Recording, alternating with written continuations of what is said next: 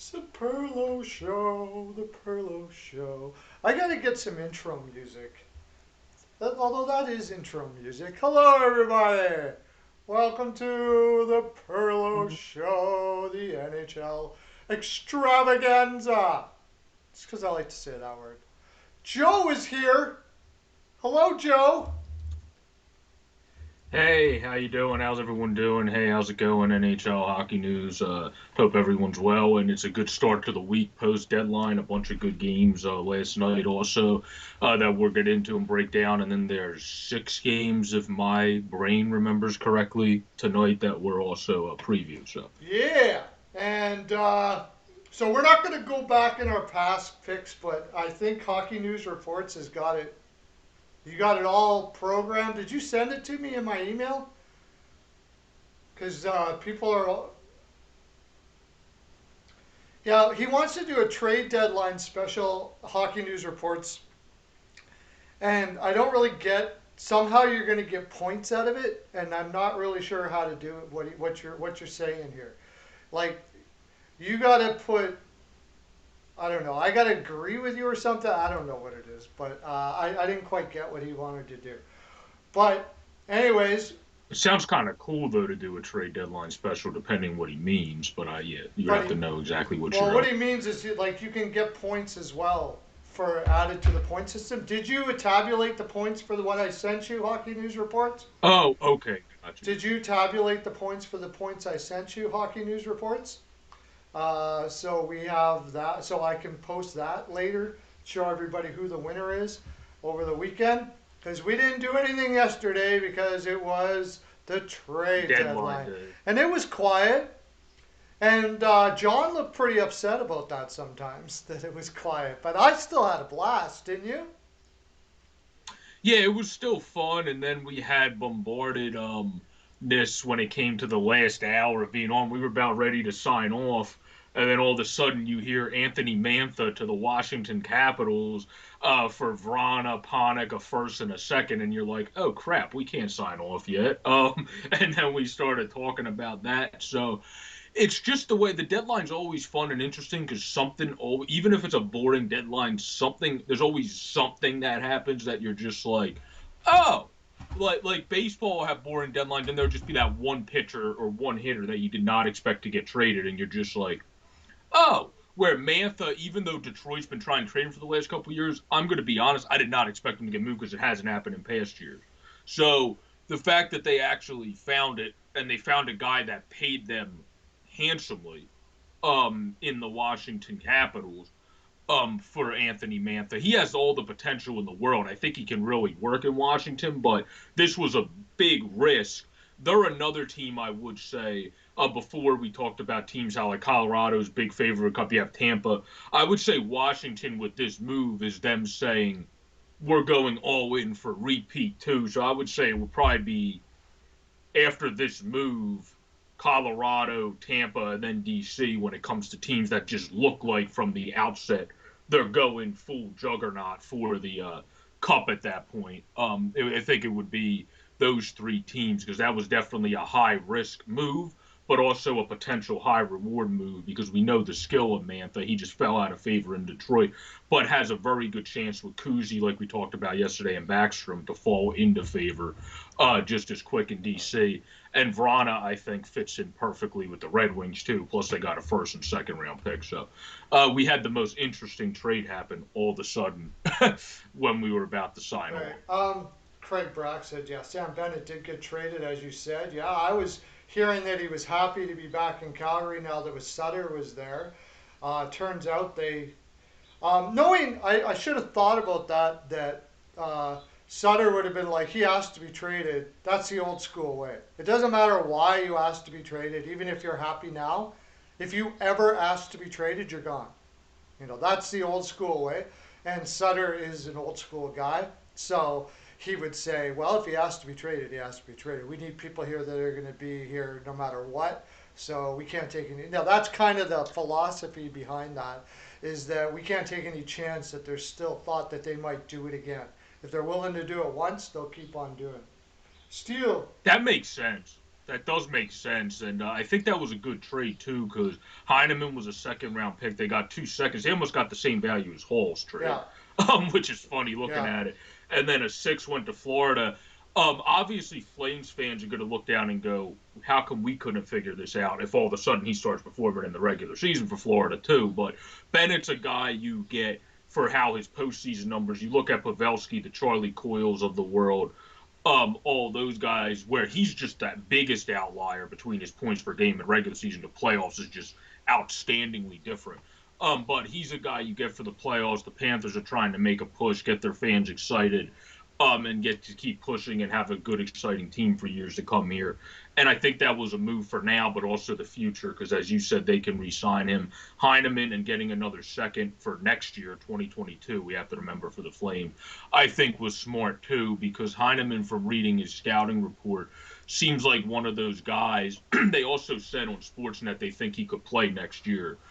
He could come over just because he's one of those guys that has it here and is really witty and smart and knows the game so well that he doesn't even have to be fully ready to be up yet. He can learn and grow in the league because he's one of those guys that just knows how to do the right things and get to the right places and is a very good, quick skater. So I think they made a good move there for both sides. So that was a smart move for both sides. I think that wasn't really a hockey trade per se, unless if they do, because that was more of one of those things. This helps us out. This helps that out. The main hockey trade was the Mantha trade, but that was still a good move. yeah. I'll talk a little bit about that one too. We might as well just go on. We'll be talking trade deadline for the first hour, and then we'll go into our picks because there's still plenty to talk about.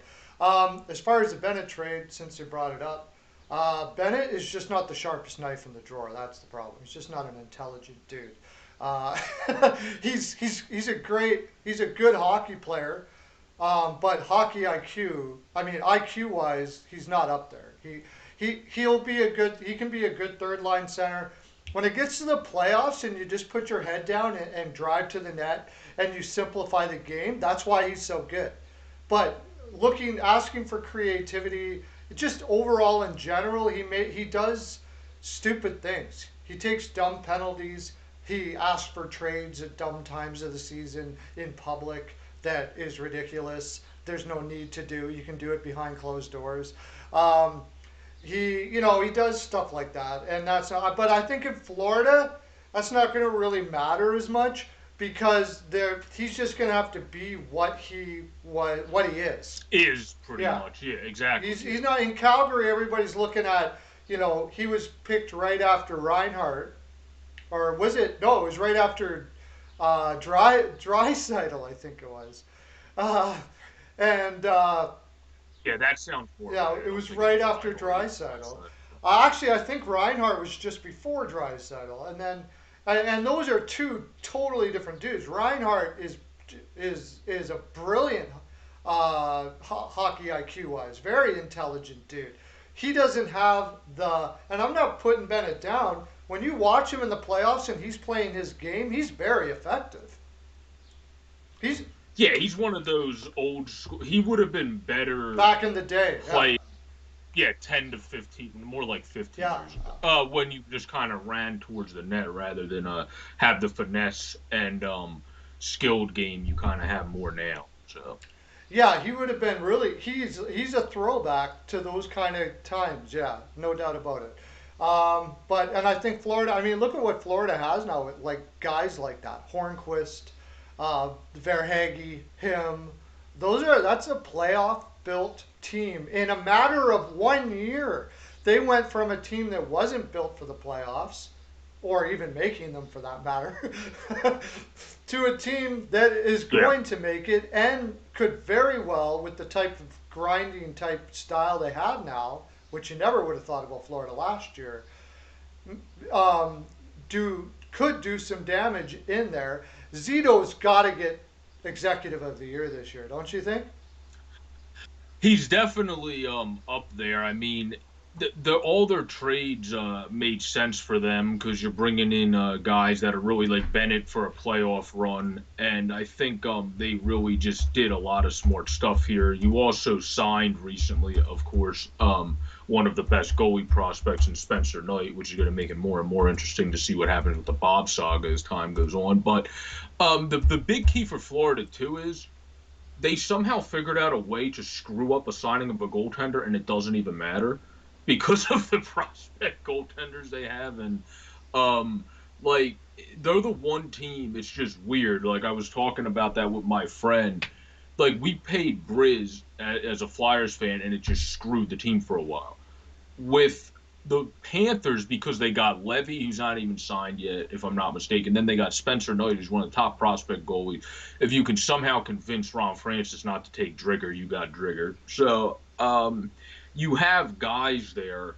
It definitely, and even if you keep Bob and you have Spencer Knight, that could still work because Bob, they're still winning games with him in net because of how the team's playing. He's just not playing as well.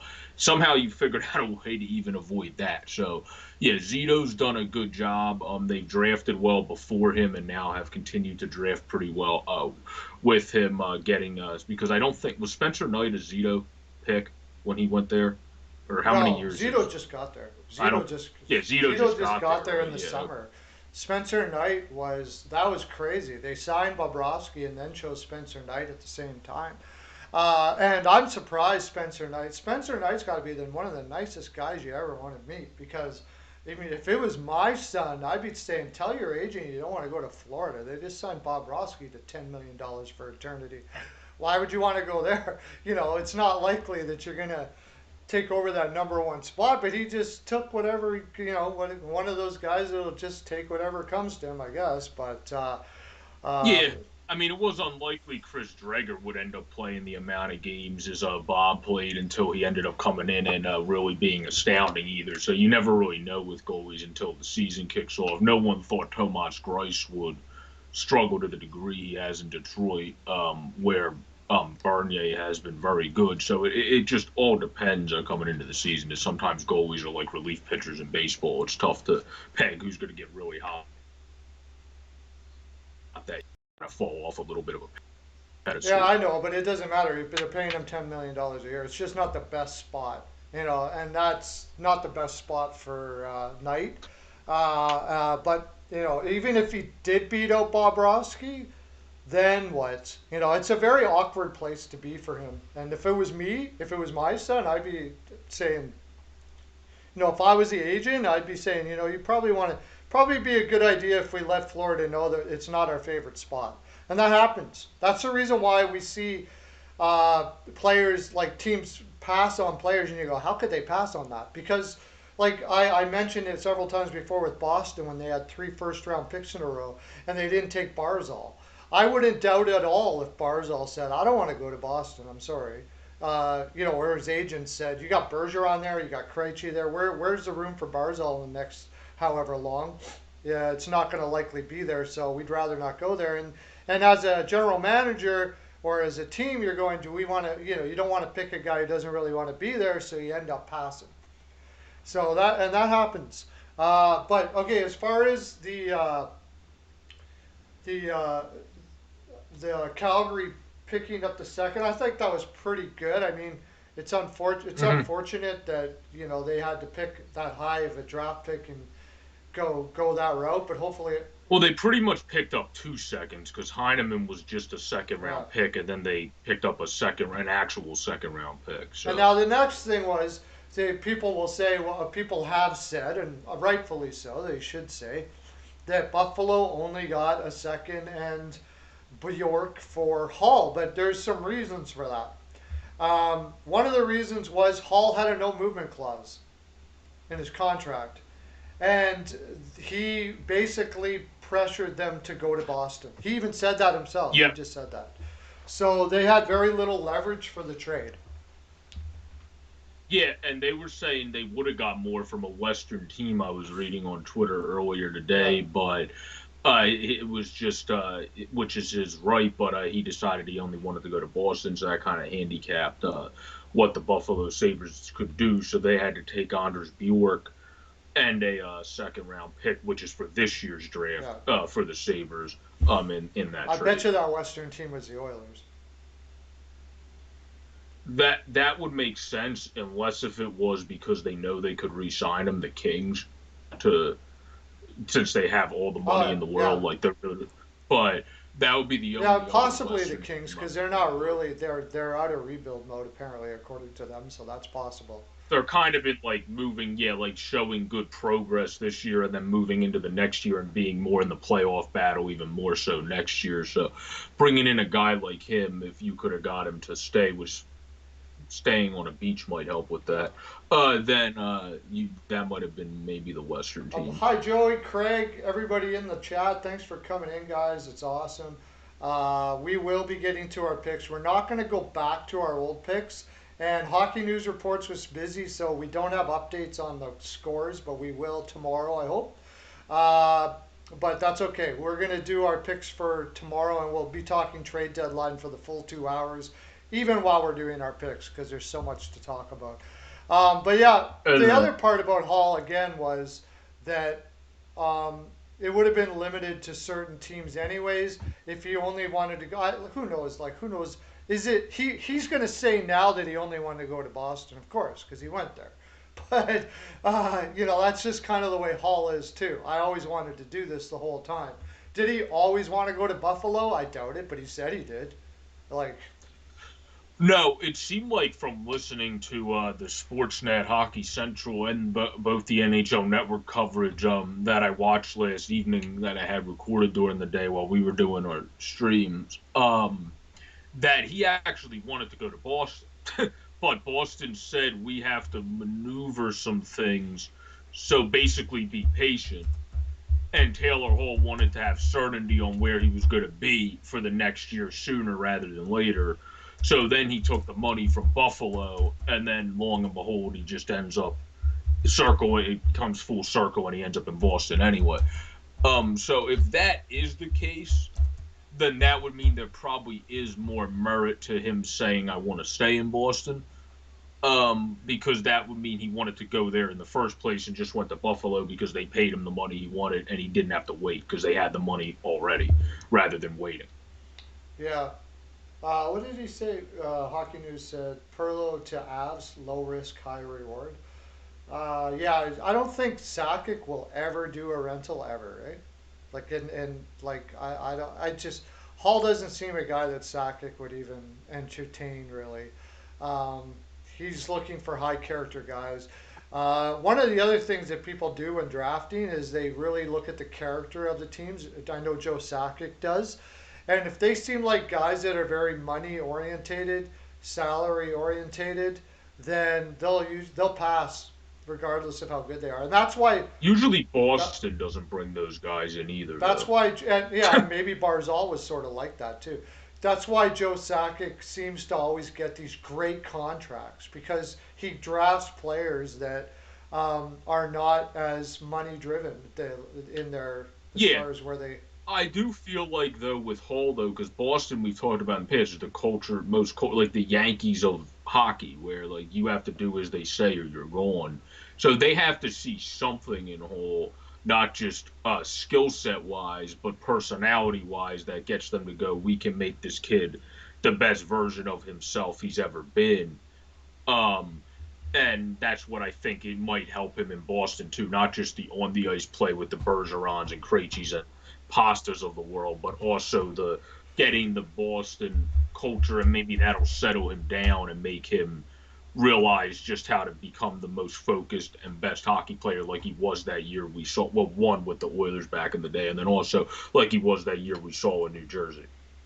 Yeah, I did Mercer. I think it was Mercer down there said that his gut is that he'll do better in Boston. My gut is too. Yeah, my gut would say he will do better in Boston if I had to take a guess. Yeah, I mean, I say so too. The only thing about the Boston is like I think Peyton yesterday in the live was right that they might entertain the idea of taking Marchand off of Bergeron's line and throwing Hall there with Pasternak. Space it out a bit, yeah. Well, simply because he's more Hall's a passer, and having A play runner, yeah you playmaker said. like having him with Krejci and maybe Smith is maybe not the best use of his skill set, but having him passing to Pasternak certainly would be. Yeah, I mean it's weird too with Boston because we have to remember a lot of people brought this up yesterday. They traded Tyler Seguin in the grand scheme of things now for pretty much meh, Yeah, which is being as generous. it turned out, And yeah. yeah, and then they got Taylor Hall for meh. So they pretty much just reversed their past mistake of getting one guy that has some people think some extra issues that hold him back at times, and getting another guy that they think I guess they can fix. But um, it does seem like now I think at time that second trade doesn't look as good for Boston, but and better for Dallas. But it's just funny how they brought in somebody for cheap when they got rid of somebody for not a good trade in the past. It almost canceled each Uh, other out I don't for the Bruins. I don't know about that. I mean, they could have had Sagan for years. I don't I understand why they traded him. That's it's a philosophy there, and it's a philosophy that has success. So not for me to say about that philosophy because the Bruins have won cups and they stick to their philosophy. They like people that are fairly clean living and family orientated and all of those sort of things like that. And they not social media hounds and all that kind of stuff like that. And Sagan kind of borders on the other side of that. A bit, although when you watch him in or not Boston, excuse me, when you watch him in Dallas, especially when the playoffs come, they have interviews and stuff. And even through like NHL Network or whatever, when they have they show you the post games of some guys. He seems, I don't know if it's because it obviously could be because he matured in Dallas, but he definitely seems a lot more team oriented and actually like, yeah, well, I had to do like blah blah blah, like or like we need to be able to step up and do this. I need to be able to do this and yada yada yada. Where he didn't have that much to a degree in Boston, but I think now he definitely showed that. So to me, it's kind of did Boston just think the city and him blending wasn't a right fit, or like what was the reason there that they didn't think Well, he could mature in Boston? he couldn't mature. They didn't want to take. They didn't want to roll the dice that he wouldn't mature. And Because it seems like he kind of has in well, of Dallas. course, That's and why. that's why other teams will take a chance on guys like that. They'll just say, he'll mature or whatever the case may be. We're willing to take the chance for that skill. Boston's not like that. They also draft like that. They draft clean living guys and all that kind of stuff like that. That's where they're already like that when they're young. So they're very mature already when they're young. Except for You they know, did draft but they Sagan. did So draft then why Sagan would you ever? because of Yeah, why would you ever draft him? they did draft Sagan because of his skill, hoping that he wouldn't be too, that he would maybe kind of lean their way, and he just flat out said, "No, you guys are effed. You guys are screwed. I don't want anything to do with you." Yeah, that's what Sagan said. He was, "That's ridiculous. I'm not going to party. I'm this age. No way. I'm not doing it." And basically they came out and said he didn't want to be a Bruin. That's how they put it. He didn't want to be a Bruin. And then Sagan said, "I would have been fine to be a Bruin, but I'm not going to be, I'm still going to be me." And you get both sides. You So get both sides. That's just the way it is, and um, that's you can see both. I can see both sides of those. You know what I mean? Like it's two different philosophies, so you move on. But the problem is you got to get more than that in the trade. You know, that was the problem. Like Erickson. Now, when you look at it a little longer, if they might not have messed it up too bad if they would have kept Riley Smith. well, yeah, correct, but they didn't. So Yeah, yeah, they that traded that's Riley that's a Smith bit for more of the issue. Hayes. Hayes ended up having to go. Hayes is a Boston boy, right? Those Hayes brothers. Remember, one of them was, I think, one of. Yeah, you mean Jimmy Hayes, right? Yeah, what's his name's Yeah, brother from Philadelphia? yeah, Kevin Kevin Hayes. Hayes' Yeah, brother, and his brother's got. I think he does a podcast. Does he now? Yeah, his brother didn't make it Yeah, in I the think he does. NHL. He himself said he didn't have it in him to do what you needed to do to stay in the NHL. So that was a bad. Like if they would have kept Riley Smith, why did they trade Riley Smith? I have no idea. He looked like he's a great two-way winger, one of the most underrated players, two-way wingers in the game right now. So, but and then Erickson and whatever. It's not the trading Sagan that was a problem. It was what they got for him, and that was Shirelli, Well, right? Did Shirelli ever win a trade? Uh, um, that's a good question. That would probably be a John question. If you give me time to think about it, yeah, John would know for sure. Uh, Yeah, I think he did actually. Well, he won the Kessel trade and then botched it completely. I don't. Was he the one that did it? The two firsts, right? He got Sagan and Hamilton, and then they traded both of them away.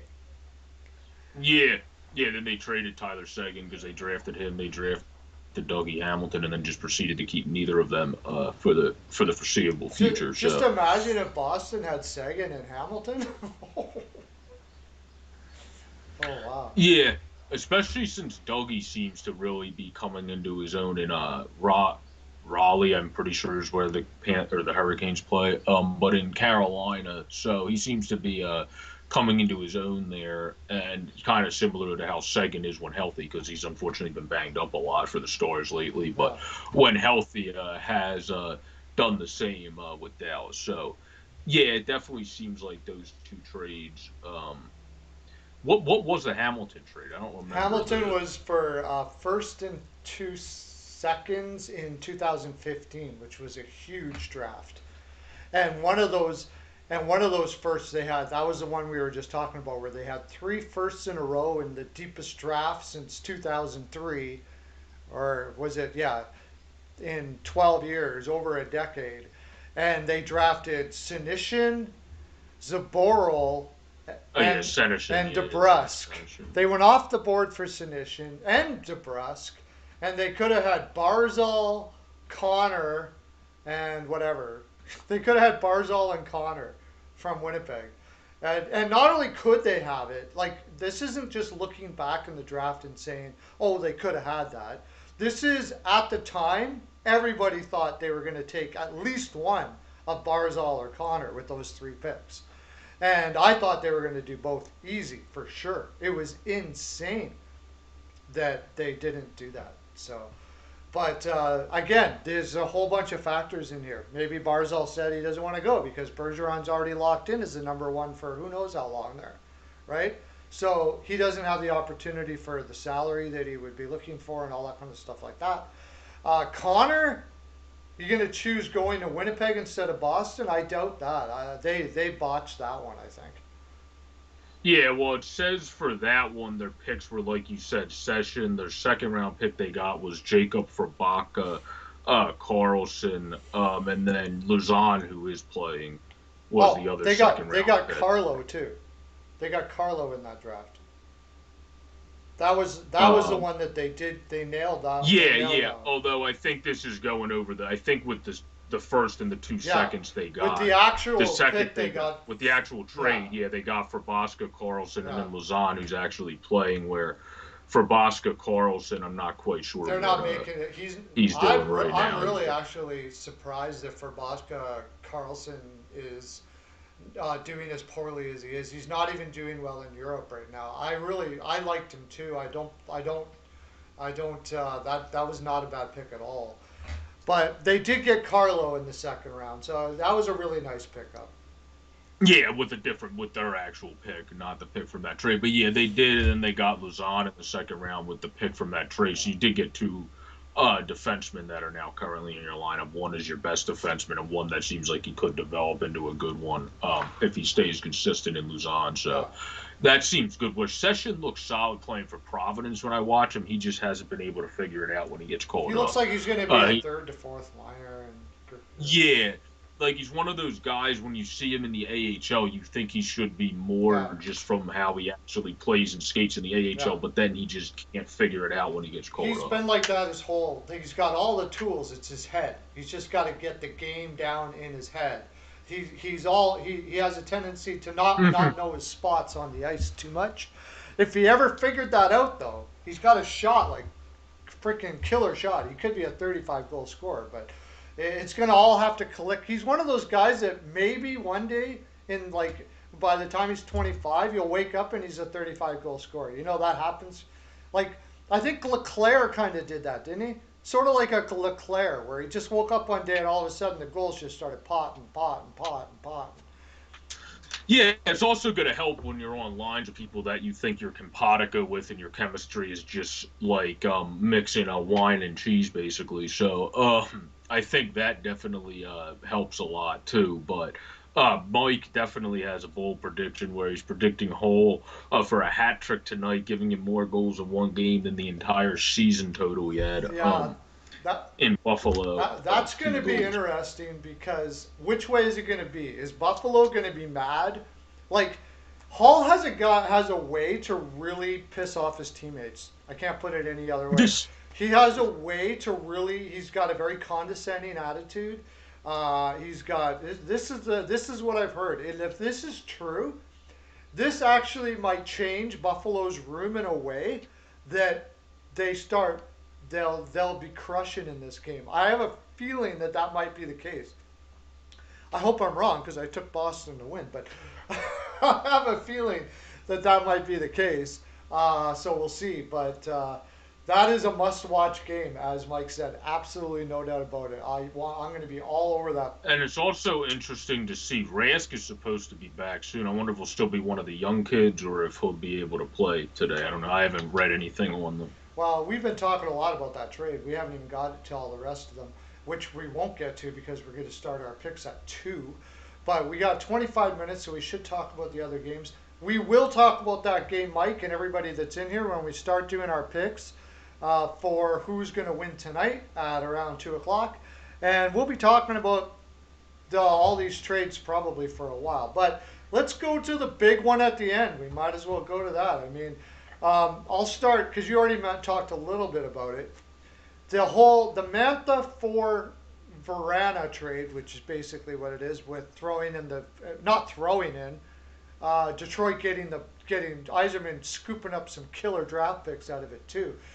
This is a way. This is what's the brilliance of guys like Eiserman and Joe Sakic and stuff like that. He's in a position where if they didn't trade Verana, they were going to lose him for basically nothing because they were not going to be able to sign him in the off season. They were going to have they were going to have to trade him anyways, for sure. And I think in their mind, if they waited past the deadline, there was going to be less people willing to give what Detroit was willing to get a guy like Mantha for this pick. And also, they didn't want this hanging over their heads going into the season that Verana was had to be resigned and all that kind of stuff like that. So, but Yeah. and Steve Eiserman identifies that they're in a tough position here. That somebody could even have actually offer sheeted them, and they wouldn't be able to do much about it, really. So in that way, they wouldn't even have got much. Now that being said, they still got to really love Mantha here for their For team. what they gave up. Yeah, yeah, they definitely still gotta really love Mantha for what they gave up. I agree with you, but I think it was also Ron is a guy that he was getting healthy scratched a bit with DC. He didn't seem to gel as much with Lavi out there. That it seems like coming into Detroit will help him the best. And then Mantha as a big guy, we know how Laviolette likes having those big boys that can score and also drive the net. He'll fit in nicely in DC. So I think for those two reasons, it was able to get done too, because you have two guys that have kind of fallen out of favor with their respective organizations, but still have a hell of a lot of talent. And that's how I think it'll benefit both of them as well. But they must adore Anthony Mantha, and good for him because my gut for him would be I think he'll do well in DC also compared to how he was starting to struggle bunny a bit in Detroit. Just like I think Hall will do better in Boston. I agree with Mercer on that one. So. I think Verana will do well in Detroit for sure. But Mantha, it appeared that the big issue, I guess you'd say, was he's not a guy that's going to drive a line. And I think that Detroit had come to the realization of that. And for $6 million a year, they figured that money could be better spent on a player that can. Now, it's going to be interesting what they sign Verana to, though. That's going to be really interesting because he's up for a contract right away. I don't And think it'll be 6. It'll be less than 6. So you probably should save a little bit there. I don't know. Yeah, I mean, how much does Verano want that they couldn't afford in Washington? Well, Washington's also tough on their cap, where they're one of the biggest competitive teams in the league. Where Detroit has a lot of cap space, that's why they were able to take on Mark Stahl this offseason and have all these 1 year contracts that are expiring that have a cap hit. So they don't have to worry about. They could pay him $6 million if they want to. I just feel like his value is probably he's probably more of like a 5-ish around guy, Vrana. But what I mean by that is, if that's all he is, then why not pay Verana 5 and not take Well, I on don't think he was Mantha? working in Washington. Like they were healthy scratching him. Like I said, he wasn't getting in the lineup all the time either. I don't think he was working that well with Lavi's system. He was producing some when he was in. It just seemed like Laviolette didn't seem to favor him too much. Must be an So I attitude. think it was Must be an one of attitude. those Maybe things. it's an attitude thing. Laviolette's like, I want, you know, and it's Verana's had kind of had issues in the past that way. It seems that coaches have kind of put him in and out of the lineup. He's got ice time, not got ice time. So yeah, there's something maybe there. Well, for me, he's a perfect guy to match with Larkin because Larkin tries to fly into the zone at times, where Vrana's a great quick skater too, where Yeah, Mantha can skate on his legs, but not to the flying Flash Gordon type degree. He's more yeah, of a strider, so yeah, I think he could mix in very well with Dylan Larkin out there in Detroit. yeah. He's definitely a lot faster. He's more creative than Mantha. And that kind of goes with the Detroit type system. They have a lot of they have a European philosophy over there in Detroit, and so a very skill set. So it just seems like it was just too. But like you said, to scoop man. Now if Mantha goes over there, first of all, what I wanted to say was Washington gets bigger. I mean, Yep. that team is absolutely enormous as it was already. Like they are the biggest team in the NHL, and they just got bigger. hmm No, that's completely true. The Capitals. I think he'll do well there also because Mantha. You're exactly right. He's not a He's not a guy that's going to run his whole line, but he's a guy. If you can get him the puck, you're passing it to him. He is a guy that can score 30 some to 40 Oh some yeah, goals yeah, to set him up. So yeah, I would more. I mean, I would say the difference is though he is a guy that will get assists. Like he had 11 and 10, so you can't necessarily call him just a goal scorer. But he's a guy that isn't going to run his whole line, but when he's on a line with the right people, he will do everything right and score when he's set up right, and also set you up if you're getting to the right spots. I think that's the right way to put it. He's not going to run the line, but if you're like how this has him projected with Oshie and Backstrom, if Oshie continues to go to the right spots, Mantha can set up Oshie, and vice versa. If Mantha's going to the right spot on that play, Oshie's also a pretty good passer that can set up Mantha, and then Nicholas Backstrom's one of the best passers in hockey. So that line would make sense if that is what they decide to go with there, and you have a good bit of size. You have Backstrom at 206 and then Mantha at 234. Then you have Oshie, who still for his age flies around the ice himself. So that seems like that could be a line that's a match made in heaven also there. So Hey, Mr. Pagula, welcome, and thanks for you did a great job on the windows there in the Seattle apartment. Thank you very much. Squeaky clean, perfect job. Thank you. Uh, okay, so let's look at some of the other trades we had here. We had um, which one do you like the most? I think the other big thing was the non-trade of Winnipeg not adding to their defense, and apparently everybody wanted Hinola, and if he wasn't involved, they didn't like who they were going to get, and they ended up getting Jordy Ben for a sixth, which I think is a great value pickup. It's just, does Jordy Ben move that meter really? no, he's just a nice physical shot blocking defenseman you're going to add into your bottom pairing. It's not like he changes the complexion, like the whole complexion of your defense. No. So no, yeah, he's a nice add, but not going to do what you would have done if you added one of the Jomersons or even a veteran. A little bit more like Goligoski, who's won some cups and has still a little bit more spunk overall to his game to produce on each side of the ice. Where Ben's just more of a shot blocking and physical D-man, which is valuable, but I think they needed a little bit more of a spark there. Yeah. One of the more interesting trades I think will be The Foligno trade, I would imagine. that, and also a guy that I know you like and seems like he should be a defenseman that can get going. Jonas Siegenthaler will actually have a Oh, chance to get yeah, going yeah. in New Jersey, Yep, as they gave up a conditional yep. third round pick That was a to DC. that was a So that fantastic makes trade. some sense. I think that was a Yeah, fantastic trade. because he's a guy that just seemed like he was really in limbo, and then for some reason Lavi just there was games that he played 50 seconds.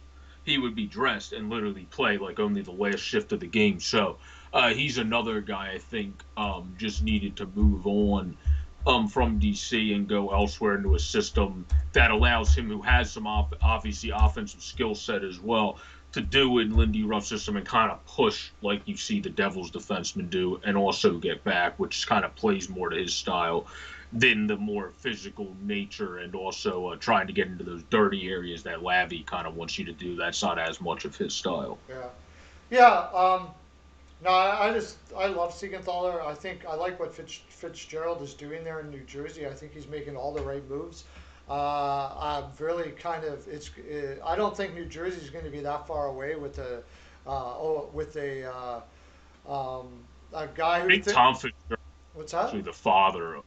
Fitzgerald for Jersey, I think, is actually the father of one of the Flyers, not prospects, but one of the Phantoms players. Because we have Ryan Fitzgerald is one of the best Phantoms players. I'm pretty sure Yeah. that's his Well, son. The Fitzgerald family have had lots of names in Yeah, hockey all through. Yeah, Perlo Wisdom Jr. Yeah, yeah. How you doing? Welcome into the live. Um, okay, we got to talk about the Toronto deal with. I mean, I wonder. I wonder who made that account. Parallel Wisdom Junior. I don't know. I think it's Hockey News Reports actually, but who will be on Felino's line? I'll tell you what they had set up for it was what a line that was, and now my brain is completely blanked. I'm gonna have to go over to Cap Friendly here. Who's going to be on Felino's line? I don't think it's gonna. It may not stay like this, but if they can find a way to do it and keep it like this, well, like they already changed it. Well, because Felino's not in yet, but it was Hyman, Tavares, and Felino on the left wing. That, my friend, is a line I would not want to come up against right there. No, that's a pretty good. And then you would move Ilya Mikheyev probably to the third line, which is more where he should be slated. So people kind of get slated more where they fit in. But yeah, he of course anybody who got traded to Canada will have to wait the week so that they now change it from 14. Yeah, But but they still have to where do wait. you put So Nylander in that then? When uh, Nylander comes back, that's the thing about that. you're probably moving Foligno then at that point down to the third line, I would think. Robertson, who's only played 2 games, is probably going to be the odd man out at that point, and then Spezza moves back down to the fourth line. You're probably going to maneuver things like that, I would think. I wouldn't. I mean, I think that line would crush. If Nylander comes back, I'd put him with Kerfoot and Mikheyev, and they would be like more like the second line style scoring line, and then that would be the shutdown line. Foligno, Tavares, and Hyman. Those guys can shut down the top line. That would be one unbelievable line to be playing against other teams' top lines in the playoffs. Getting a Foligno for any team puts you as a cup contender, as far as I'm concerned. Yeah, no, yeah, he's definitely a guy you would need because they needed more defense on that team, and he's a pure defensive player that's going to be able to really help with that. And also, if you can, like they were saying, get him the puck, like Raddick and other people said, he can still obviously do things with the puck, but you just needed defense on that team more so, and more physicality they added in with him too. So I think that was a smart move. Yeah. Nico Heischer's back tonight. I didn't know that. I heard he was out still, and Zaka was also out. So I gotta get a double check on that. Somebody said that, but yeah, it was a that lineup is going to be fun to watch. Going to be very interesting to watch. That's what you were saying. Like, okay, there weren't a lot of trades, but the trades that were made are very interesting. Sometimes Hmm. there's been trade deadlines where afterwards there was lots of trades made, where you were like, Well, okay, another whatever. good deal too we have to remember was this guy actually looked pretty good. His numbers were just inflated in a bad way because of, like you said before we started the podcast, how pitiful their defense is in San Jose. Dubnik going to Colorado made a hell of a lot of sense too, because they need a back. You need somebody to you can't just run Grubauer into the ground before the playoffs. So getting someone that now with that defensive system actually plays in front of the goaltender, his stats are probably going to Oh skyrocket, yeah, and you probably see him play yeah, like he has in the past again, which he was doing. He was just getting hung out to oh dry yeah. in San Jose. Oh, San, the Just first like Martin Jones did last night. the first You know, period of San Jose's game last night was the worst defense I've seen all year from any and team at they've been all. like that. Maybe not that bad because I watched that game, but they've been almost that bad in other games Yeah, this year too. yeah, That's why it's hard to judge. Um, they're a guy like Doobie when it comes off of just pure numbers, where you have to watch at least condensed games and highlights to see what he's actually able to do. yeah. San Jose. I mean, they lost against an Anaheim team that traded two of their top six away. They were on defense away. They were on a back to back. They had just been told basically by the general manager that we're not even close. We're not even trying. And there was other things too. There was a whole bunch of stuff. There was no reason why San Jose loses that game last night. That was absolutely horrible, horrible loss. Anyways, um, so I guess the other thing, talking about goaltenders, the big kind of a big story as well, was that Detroit didn't trade Bernier. So it looks like they're Yeah, well, gonna. before we move to that, though, we might want to mention the fact that in the same game we just addressed, yes, their defense was absolutely pitiful, but the Ducks still would not have won if a former Flyers prospect in Anthony Stolars Yeah, did not stand on his head and make glove saves and position himself, which is the goalie he is. He's a guy that was always known for positioning with his big body. It seems like he's starting to come into that. I've always wished him well and enjoyed following him elsewhere, but he stepped up too. 46 save shutout, that broke the record. Gibson Gibson doesn't have the record. Jonas Hiller doesn't have the record. Anthony Stolars has the record for the Ducks for how many saves you made to get a shootout. So, congratulations for him on that. But yeah, now you can move into Burnley. Bernie, I just wanted to make sure when we're talking about goalies, we gave him a big shout out for that game as well. yeah, it's good for him. I mean, hopefully it gives him a couple more games up in the bigs and gives him some money for his family and all that kind of stuff like that. He's been a good soldier his whole career. Awesome, but absolutely pathetic for San Jose. It's fortunate for San Jose that they're not in a market like a big market because they would be the laughing stock of the league right now. Nobody's even talking about it. That was a pathetic loss. Absolutely pathetic. Okay, yes, Detroit not moving Bernier to me was a big story because I was interested to see what Stevie Y would do, and I think it's the right move. I just he can always surprise I you. actually I do too, just because it's culture. When you bring in a guy that's working so well as a goaltender, even when your defense isn't playing so well, he's a guy that one has that, like, he seems to work so well with the team. When I was listening to the trade coverage yesterday, that just seemed like a why would we trade this guy that's working so well with us? He fits in with our team vibe, what we want to do moving forward. We can keep him around in our goaltending room for a couple of years. And if we do get that guy, or maybe they already have one in house that they think is their Kevin Lankin, and who knows, we have a veteran that we really like to help this young kid in the future that we either draft or we think we already might have Yeah. that not as other people are thinking about as much. Right. Okay, and we also need to talk about, well, we could talk about so much here, but we got to talk about how Chicago crushed it in the draft. I think Chicago absolutely crushed it. When you consider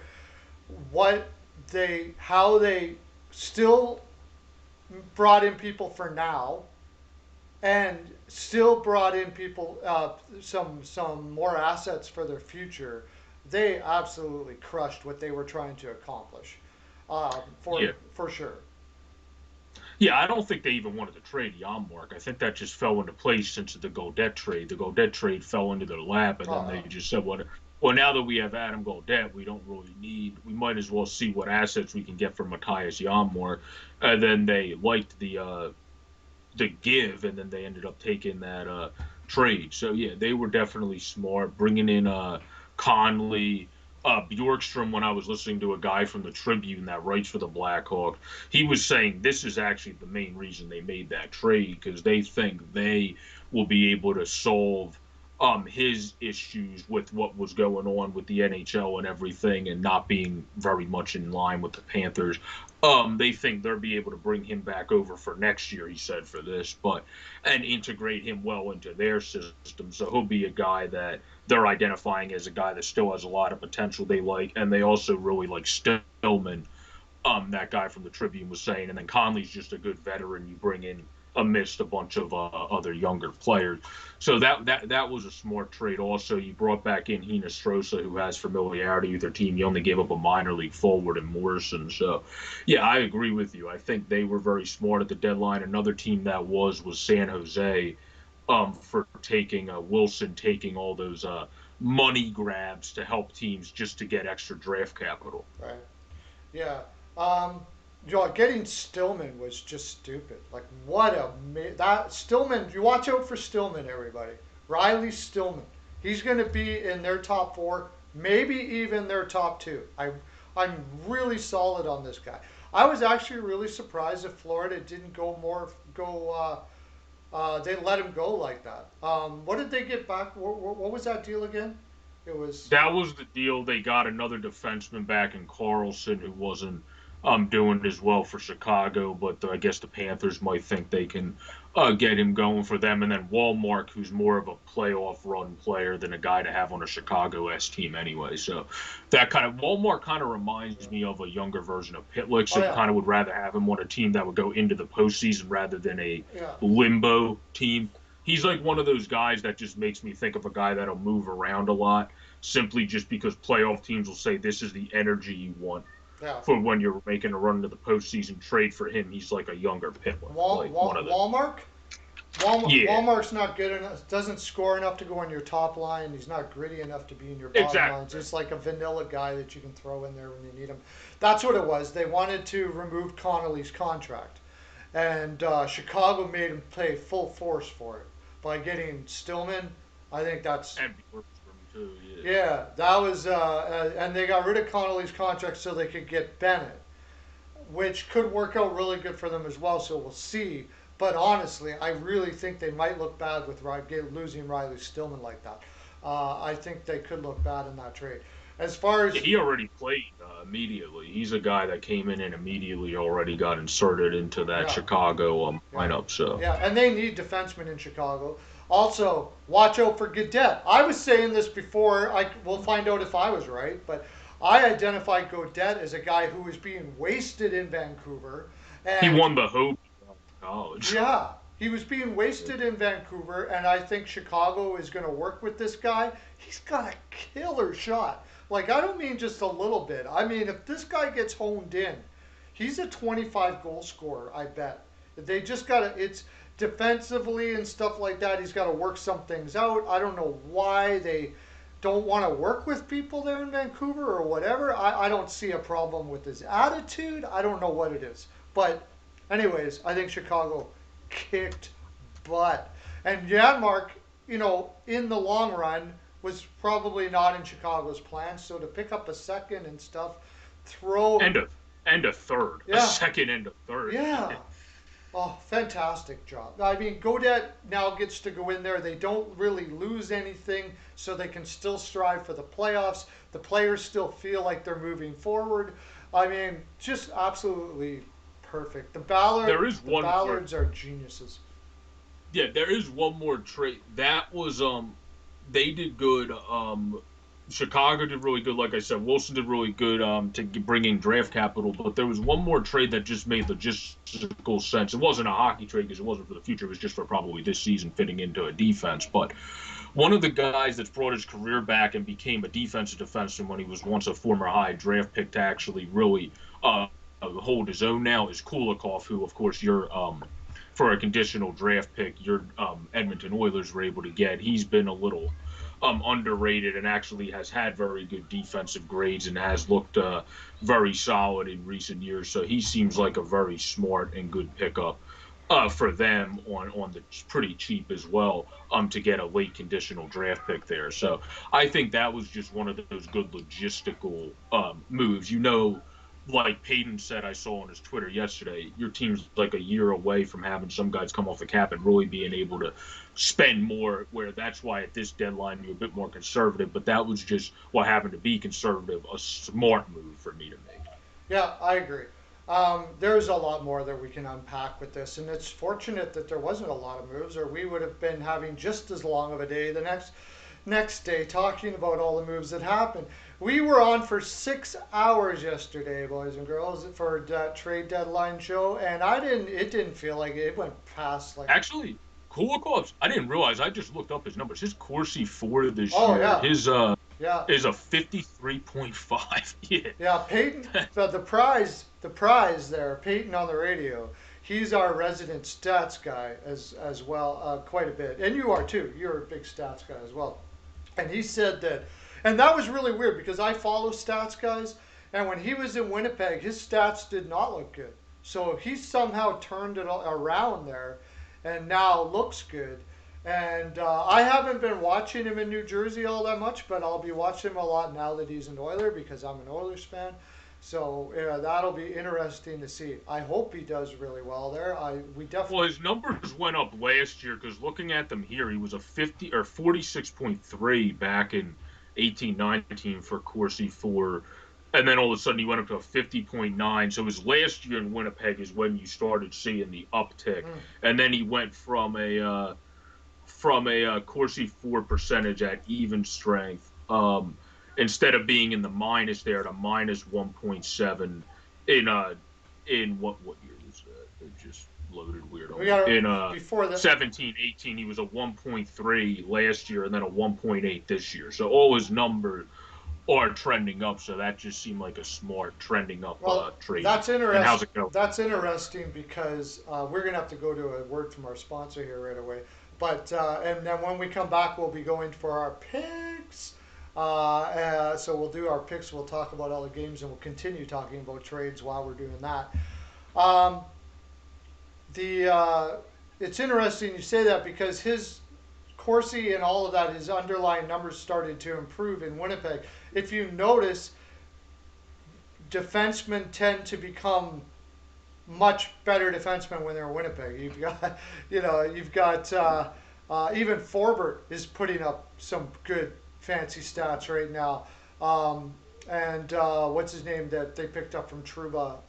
Yeah, his Fenwick's also up where you want it, which of course for people that don't know, if that's above 50, it just means your team, to simplify it the best, controls the puck more often than not with him Yeah, on the ice. That was a 50 even last year, and this year is a yeah. He 52.7. played. He So, played too deep before that. He was with Buffalo before that, and they're probably not going to help him out too much, obviously.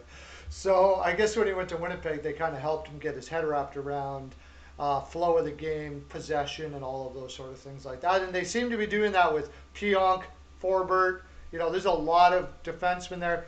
Tucker Pullman was never thought to be as good as he turned out to be. They've done some really good job with those defensemen there. Okay, guys, we're gonna go now to our word from our sponsor. Then when we come back, we'll be doing picks, picks, picks, picks, picks. Yes, the favorite time of the land. All right, be back in 4 minutes.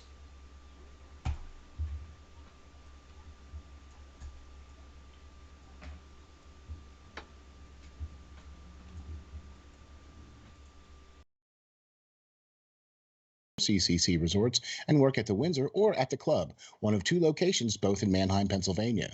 Congratulations on your 30th year anniversary of being in business. Let me start off by saying this. Steel Flyer stands behind this company 100%. They can take care of Steel Flyer's furry friend for the last 2 years now, and they are a one-stop shop for everything your furry friend needs. In fact, let's find out what our friends at CCC Resorts offer. Nicole, how are you today? Good. How are you? Doing great, thank you. What are some of the great boarding services that you guys offer, and what do we have to do in order to get our furry friends taken care of when we are unable to travel with them? Well, we like to bring everybody in for a tour first. That way they can see the behind the scenes, they can see where they stay, they can see where they play, and then we explain all of the fun things that we can add on to their reservation, whether it be one of our packages, either a nature walk, a ball time, or even a cuddle time. Oh, wow, that sounds great. Boy, it sure sounds like a resort to me. So how are you today, Tracy? I'm doing well, thank you. Tracy, tell me, is it true that you guys have both an indoor and an outdoor pool at the Windsor location? It is true. We've got one of each, so we're able to offer year-round swimming. The indoor pool is a great option for dogs who are swimming for therapy or rehab. It's got that sloped entry so they can wade into the water. Our outdoor pool is a little bit larger, and it's 4 foot deep the whole way across. Both of them are saltwater pools, so it's really easy on the dog's skin and coat. Wow, that's very awesome. So then during the summer months, you have a much deeper pool outside and then a sloped entry shallow pool indoors for the dogs. Tracy, tell the folks how we can get some pool time. Well, the first thing everyone does is come for an intro swim. We use that time to make sure the dog is comfortable in the water. We make sure they know how to get out of the pool safely, and we go over all the pool rules and etiquette with the clients as well. After that, they're able to schedule private appointments where they have the pool to themselves, or they can invite friends and have a whole group swim going on. So after a dip in the pool, then it would have to be off to the groomers, right? I mean, our furry friends cannot go out looking their best. Nicole, what are some of the great services your top-notch groomers provide? Our groomers, they specialize in full service grooms. We can do the basics, whether it be just a bath and a brush out or a blowout. Or for the extra pampered pooches, we can do nail dremels, we can do deodorizing soaks, and also facials. Wow, man, that sounds like a resort if you ask me. Tracy, I know one of the main programs here at CCC Resorts is the WAGS program. The Steel Flyers dog is enrolled in this program. So why don't you tell the folks what is involved in this and how they can get enrolled? Yeah, the WAGS program is our primary daycare option at the Windsor. It's designed to be a structured program for people who are looking for a set routine for their dog. They all come on the same days each week, which allows them to have set friends, and we know exactly what's going on with each group. So we do a little bit more activities, and we build more into their daily routine there. But we've got other daycare options as well for people looking for a little less commitment. We do an hourly care where you can drop them off and just pay by the hour. We also do a day stay option, which is great for the dogs that prefer human friends instead of making friends with other dogs. And then we have a traditional daycare option as well if you're looking for the occasional outing for your dog. Wow, there you have it. A full service groomer, a daycare program, and an indoor and outdoor pool. What more could you ask for? Sure seems like CCC Resorts has everything covered. Remember, DOG, depend on God.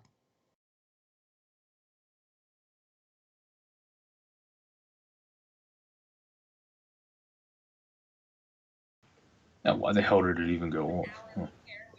Hello, everybody. We're back. And we are now going to be going into our picks. And, of course, we're going to be talking about more playoff stuff. We're just waiting for Joe's camera to come back on again. But we're good to go. There we are. There's Joe. There we go. There's Joe back in the land. Okay. How's everybody doing? Are we all ready for the picks? Picks. Your camera's off again, Joe. All right. Great hockey day today. It is sure really. Oh, we lost you completely. There we are. Okay. So, we'll talk about each game. We'll talk about, because we're going to have to talk about trades because that's going to be involved in our, we're going to have to talk about trades because it's going to be involved in the picks. And of course, the first game we'll probably talk quite a bit about. I would like to tell you what the updated standings are, but I can't right now. It was a busy weekend. Hockey News reports our Our stats specialist is didn't have time to update them, so let's do this. If you're new here, what we're doing is we are picking the team and we are picking what score it will be. You will get points for getting those correctly. You will get 5 points if you get them both right. 2 points if you get one of either right, the score or the team correctly. And you will get 7 points if you add an OT. Now, I have been meditating on this, doing my ohms. As far as, okay, so what we're going to do is, see, getting the OT right, what it was meant for is if you want to go, like, if you're way behind and you want to get way ahead, you try to nail the OT. Take a risk. You take a risk. So I'm going to move it up. Hopefully Hockey News reports. I'm thinking I'm going to move it up, and we are going to make it a 10-point thing there. Also, I was supposed to put this in the freaking chat. Put what in the chat? We have okay. Here's the thing. No, we can't do it that way. Hockey News Reports did a thing where you can write in your picks afterwards if you don't get them now. But we did it last time and nobody did it. So I don't know. I'm not going to be able to do it today because I forgot all about it. But it's okay. We're going to do the picks now. Let's go to. He had a thing where if you missed the picks here, you could write them down in the bottom in the chat of this live. Oh, okay. Yeah. Okay, gotcha. And I don't have it now, so. And nobody used it last time anyway, so it didn't seem to go over too well. Score. Okay, here we go. Let's go to the games for today. Tuesday the 13th. And the first one's going to be the one that we can talk about some more for a while. Sabres versus Bruins. And starting goaltenders, I believe it's going to be Allmark, but it might not be because Swayman is going to be in for Boston. I don't know if is Rask ever going to come back. Nobody has been confirmed. I have a feeling the Sabres may. He's been skating. He just hasn't come back. Like, that's why it's odd. It's impressive how good their young goalies have done when it comes to Swayman from UMaine and then Vladar, who everyone knew how high they were on him. So it definitely is impressive. But yeah, who knows? Reyes definitely seems odd that it's taken him a bit long. But I feel like he'll be back eventually, and then they'll just have two young guys and a veteran, and then they also still have Yori, obviously, who's out also. So. The Halak, yeah, they still have Halak. Okay. So the Bruins still got a decimated defense. That kind of worries me. Taylor Hall's supposed to be, he drove to Boston. Yeah. So he could play this game. So he wants to go to Boston and crush in this game. This is going to be the most interesting game of the night, I think. Probably why Mike predicted a hat trick. He's probably like, oh, did you see that determination? He's driving to Boston. Let me predict this hat trick right here. Yeah. Avatar's taking Bruins, or 6-2 Bruins. CL is taking 4-1 Boston. I would have to definitely. I mean, I know they have a depleted defense, but they're playing Buffalo, and the Bruins actually, with their depleted defense, have still played better than at times you would look at the Flyers playing with their actual defense. So I feel like they'll still be able to win, especially with how Sway or Vladar's been playing. It looks like Swayman will be in. They'll do well with him. I think they'll be able to win. I'll go 5-2 Bruins when it comes to this game. Projo 5-2 Bruins. I'm trying to see if we just had a not that it we just had a Buffalo. Serrano's going Buffalo 3-2. Uh, They have York projected in with Cousins and R2 Ristolainen, and the dude that had that one timer against the Flyers, in Buffalo's lineup. So I'm not sure if that's for him actually definitely playing tonight. But if he does play tonight, then Bjork could also potentially be in against Boston, and then the bigger story, Hall, who drove all the way up, would be in against the Sabres. Yeah, I wonder if because I think if you don't drive, if you go, then you got to like spend a little bit of time getting tested and stuff before you can play. But because he drove and he was all by himself the whole time, he gets to play in the game. Because it was one bubble to another bubble, pretty much. Yeah, like one team's bubble to another team's bubble. Yeah. So, I haven't did mine yet. I got to go with the Bruins here too. I just can't see Buffalo being to do much with that top six. Even the first line, like what's Buffalo going to do? Middlestat is their number one center right now. You know, he's just not far removed from playing in the minors. No, he does look better. Oh lately, yeah, though. yeah, for sure. Yeah, he does look like he's pushing his ante better, and I like what I've seen from him recently. And I don't think they play tonight, so just to get it in there from how he played last night, Rasmussen's the same way with Detroit. I've liked what I've seen from his game of late. Both of those two centers seem to be increasing their play of late as youngsters in the league, so it's good to see them. It's like people say, just be patient with some prospects. Not everybody comes in and is a mastermind as soon as they hit the ice. Those guys weren't, but they look like they're going to actually get going now. So I'm going to go a weird one here. I'm going to go 6-4 Bruins. I just think Buffalo might be able to expose Boston's young defense there. Like no Grzelcyk, no McAvoy, no Miller. I think there's even more than that. That's just off the top of my head. Is Lauzon in? They do have Lauzon, Zaboral. Yeah, he should be in. I don't know why he wouldn't be well, in. he was injured, but he's back, right? So he's in. Yeah, and and that's the other one, Riley, that they got from Ottawa. Yeah, they brought in Mike Riley, who they got. I don't think he'll be able to play right away, though, because he came down from Ottawa. So I don't think he'll be able to play immediately, but he'll be in their lineup, and he'll help. Clifton's been good again. It's been okay.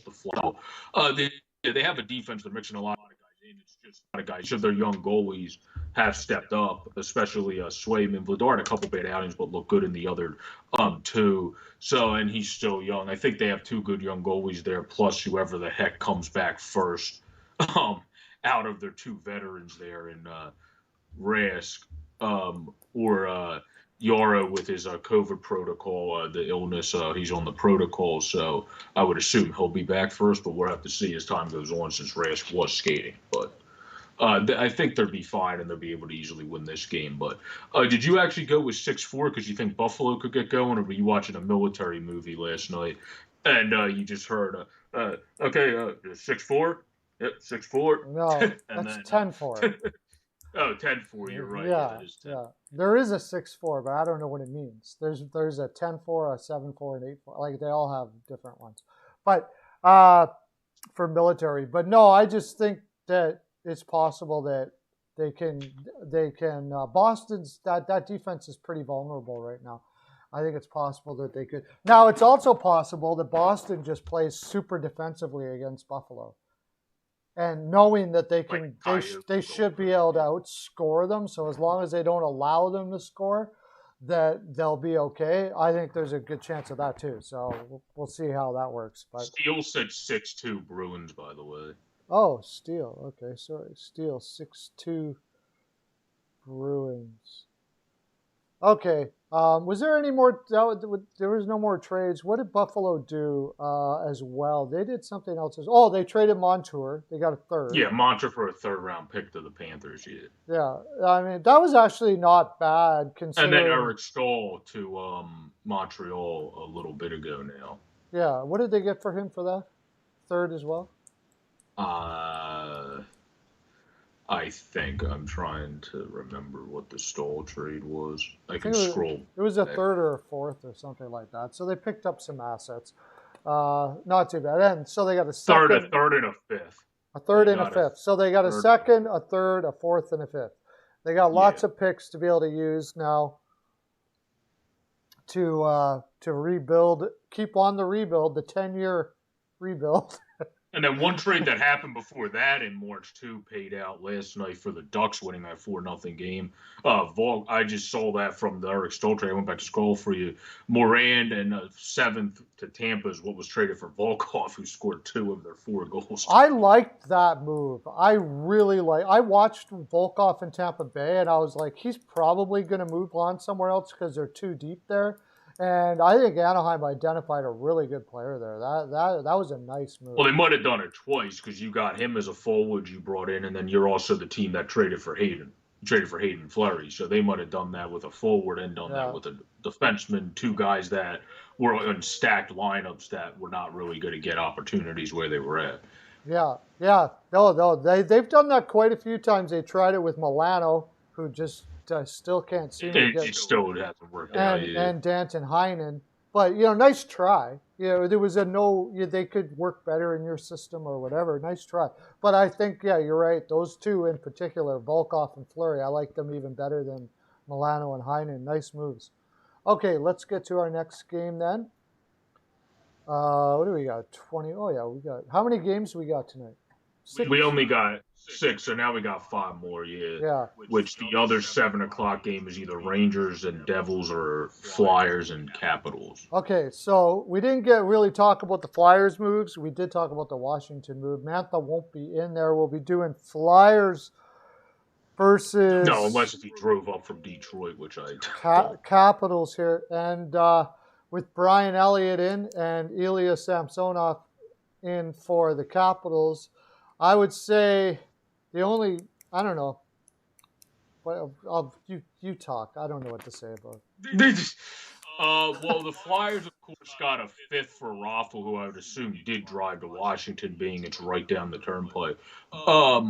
So he will be able to play in the first game against them, and then they got a 7th to Montreal for Eric Gustafsson. Who obviously doesn't matter because the Flyers aren't going to play the Canadiens anytime soon because they're not going to the postseason, and we don't play the Canadiens this year. So they did those off in his first game away. He'll probably end up scoring. Calling it right now. Probably. He might even score a hat trick. Who knows? But I don't see the Flyers winning this game. Washington's pushing for it. Yes, you don't have Mantha in your lineup yet, but you still have the energy of, oh my God, we traded for we made the biggest trade on deadline day, the only quote unquote hockey trade. I think they're going to still have that energy knowing he's coming in and just going, our team's pushing for it. Let's go, boys. 7-0 might be a bit high. Steal. I'll go 5 to. I'm gonna honestly double up on my scores with this one. I'll go 5-2 with this one too. 5-2 Caps. Go 5-2 for both games this far. I just wanted you to know that Steele is saying 7-3 Caps in a way that he is with all his might trying to get it to reach to the Philadelphia Flyers management and coaching staff that they can feel the sickness in his soul while he tells them they're going to lose this game. Yeah, well, he said 7-0. His was 7-0. Yeah, 7-0. Yeah. He's trying to that he's saying it in such a way that he hopes that energy gets into their soul. And CL and what's his name? CL and Joey went with the same score, 4-3 Philly. Yeah, I see that. Yeah, he's going to take CL's going to take Philly. It doesn't matter what happens, like I said. I don't think Joey always takes the Flyers, though, no matter what. No, not always, but CL always does. Absolutely. Johansson has looked better with the Avalanche. Yeah, he has a little bit, but now he's their third stringer anyway because they brought in Devin Dubnyk. So I think that was always a move for having extra goaltending depth via Miska and Johansson, and you were always going to bring in another veteran. I think that's what people envisioned, which is what, of course, came to fruition. So. Oh, Hockey News Reports isn't here. Okay, Perlo. I'm gonna say somebody do. I'm gonna say 6-2 Caps. 6-2. Yeah, I think they're gonna beat them up pretty good today. I just doubled. I don't know why. I just feel like both these games are a 5-2 type game. It's like that commercial when they have the guy. It's like, nah, this isn't a turkey on rye day, Susan. You have to get the blah blah blah type sandwich commercial. They have to beat some Watson. It's like this is just a 5-2 kind of day. I think. Johansson's look better. I mean, any goaltender is going to look better in Colorado than he did in Buffalo. It doesn't really mean that he was good. It's just, that's he wasn't. I've watched in Colorado. He looked pretty shaky most of the time there too. So, and now they got Dubnyk to probably help out Johansson too, because Johansson does look like he does look like he has the tools. I think it's in his head, eh? Tools and build to be able to be a good goalie. Yeah. Dubnyk's also a bigger guy himself, so yeah, it would make sense bringing him in to be able to help him out. Where Gruby's a little bit different type of netminder there, so yeah, I think that made sense bringing in the veterans that's been around the block. They got depth because you put in Miska for a handful of games. You now put Johansson in for a handful of games, and then you have Dubnyk and Gruby now. So if one of your backups were to get injured, you would be fine. If Grubauer got injured, then that would still be a little bit highly concerning. But you do have depth when it comes to your backup position for sure. Okay, if you're new here, what we're doing is you just tell us a score and who's going to win, and you get points for that. And don't worry, you can catch up on points really fast. All you gotta, you're not behind at all. And not only that, we talk about the games and everything. So. What do we got? Half an hour left? Okay, we better get on it because we have a way. We have a way to turn something that should take no time into a long time. Okay. Next game, also an interesting game. Not much done at the deadline here. Well, they did lose Kulikov that we were talking about. Rangers versus Devils. I believe Zach is out, and somebody, who was it in the chat here that said that Nico? It does say he's supposed to be in, even on the projected lineup on NHL. It has him projected. Okay, he's back today. Okay, that kind of worries me a little bit, but I think it's going to take a little bit for him to get his skating legs. He had quite the injury there. Oh, and what the poor? Yeah, I agree. And the guy just can't stay away from injury this year. But anyways, Blackwood versus Shesterkin. Shesterkin has been rocking it again, almost like he was last year at the end of the year. And I don't think Rangers don't have any significant injuries really. The Devils do. And Zaka's out, isn't it? Is he still out? Yeah, it has him as undisclosed, and then Nathan Bastian, who's not as big of a deal as a lower body. Zach is pretty big, but if Heischer's coming in, then that makes up for that a bit. But Zaka was playing really well before whatever happened here. It just said sign line undisclosed day to day. Well, this is also at Devils, which I think having the added energy of your captain coming back in. I'm kind of with Michael on this one. I think that's going to propel the Devils, even though Shesterkin's been really good. I think that'll give you always have that spark in game one when your key player comes back. I think that's what you would have. He said 5-4 Devils. I'll go 4-3 Devils. I think they'll be able to push this one and beat the Rangers because they're going to have that extra spark. But even though Zaka's not in, you do have Hischier coming back, who is your newly crowned captain. So I think that's going to bring in that nice energy spark. And I also think, obviously, Mackenzie Blackwood will also have a good game as well. Even if Wedgwood's in, he's looked pretty good for them. So either way, I think with that energy, they'll be able to carry that over the hump and win that game 4-3. Okay, Steel. Just while I'm trying to catch up here a bit. So good assessment.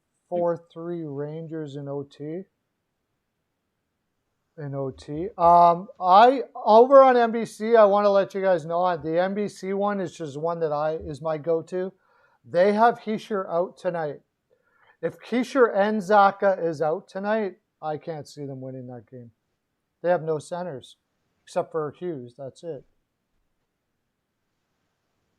3-0 Rangers for CL. Mercer. 4-2 Rangers. Siriano or Serrano, excuse me, is 4-3 Devils. He's a Devs fan, obviously. Mike is a Devs fan. Serrano is 4-3 Devils.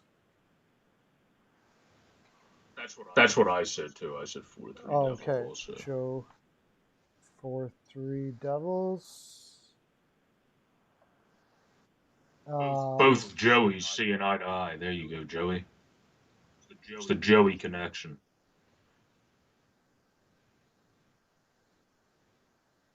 I think I got everybody here. Perlo, I'm going to go the Rangers. I got to go with the Rangers here. I think it's going to be over too. 5-2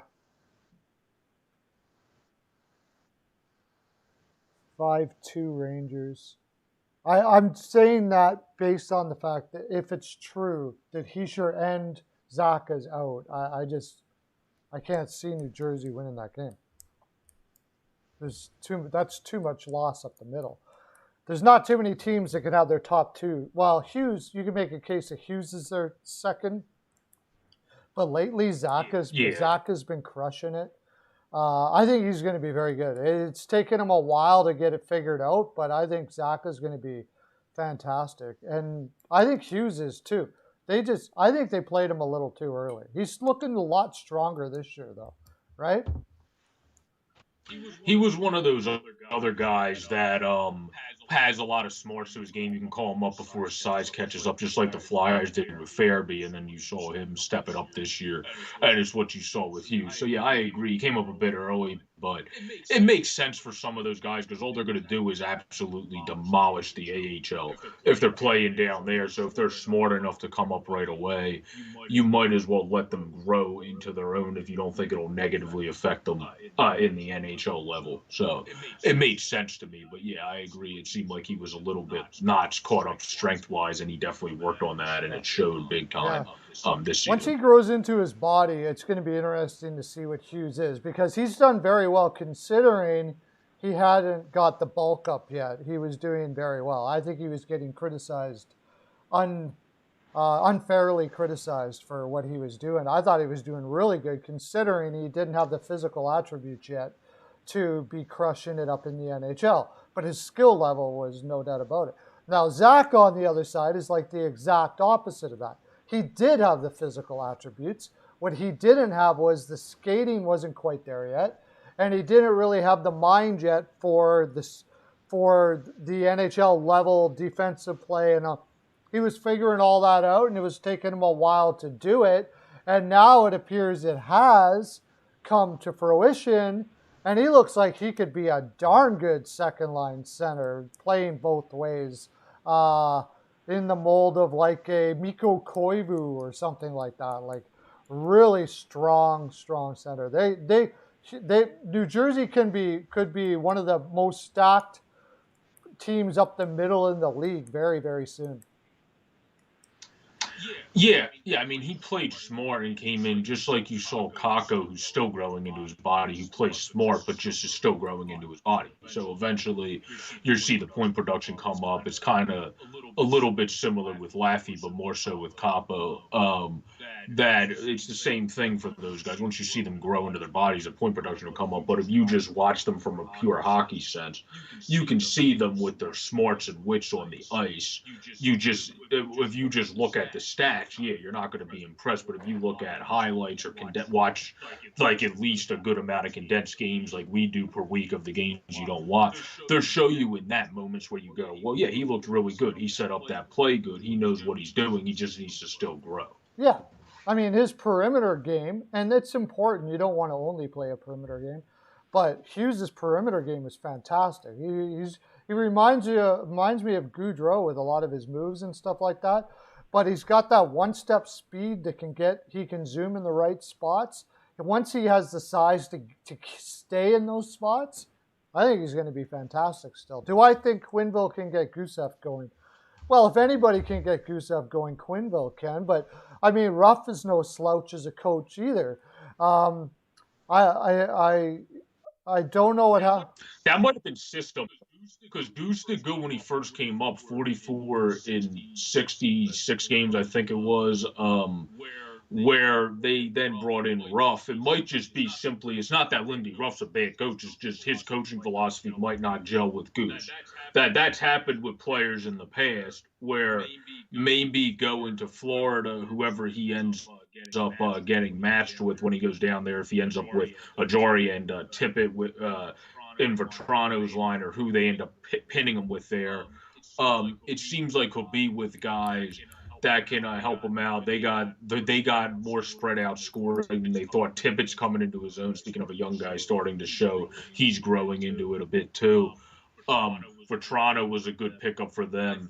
I feel like he can just because I feel like that team with, like we said, they added that spunk to their lineup, that tenacity with the Bennetts of the world and the Hornquist. He'll be able to fit in, but I also don't think he's going to be in every night anyway because their lineup, their forward course, they have a lot of forwards. So I feel like between adding Sam Bennett and Goose, Bennett's always usually going to be in. Goose is one of those guys who'll come in and out of the lineup when they have that Marchment kid in, that Lemiku, whatever you say his name, kid, and then Luostarinen.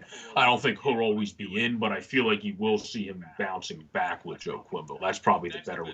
That's the best way to put it. I think you're going to see him bounce back towards showing teams he's moving in the right direction for the offseason. And then when he gets that chance from somebody in the offseason, that's when he'll probably start getting going. This will be a chance to get him just to showcase a little bit. He's going to have to work himself into the lineup with Q. For basically from where he came from, Q's going to pretty much want to see a work ethic here. I don't know if there's been a work ethic issue or whatever. I don't know what's going on there. But the first thing that Q's going to be looking for is a work ethic. You're going to have to earn your way onto that roster because that roster is set and has been playing well. There has been a little bit of dip in Florida the last little bit, though. It just seems like... 3-game losing. Yeah, and they're up against Dallas tonight, which we'll talk about, so we won't go too far into that. But do I think Q can? I mean, Q's gotten the best out of a lot of freaking teams, so I don't know. I feel like he probably will get more out of Goose. Like I said, I don't think he's going to go off, but he'll show the numbers of mixing into a lineup well, looking good on the ice like he did last season rather than this season to show teams, okay, he had a sophomore slump. He was good his first year in North America. We're in such a weird time in the world right now. He's trying to adjust to North America, too. I think I will be willing to take a chance. I think that's what he'll do. But also, if you didn't see Toby came in late saying he had to take a call. He did Caps 4-3. I got it. Rangers I got it. Okay. Yeah. Sorry, I got a little. My wife never calls me, and she knows I'm on the show, so it's got to be important.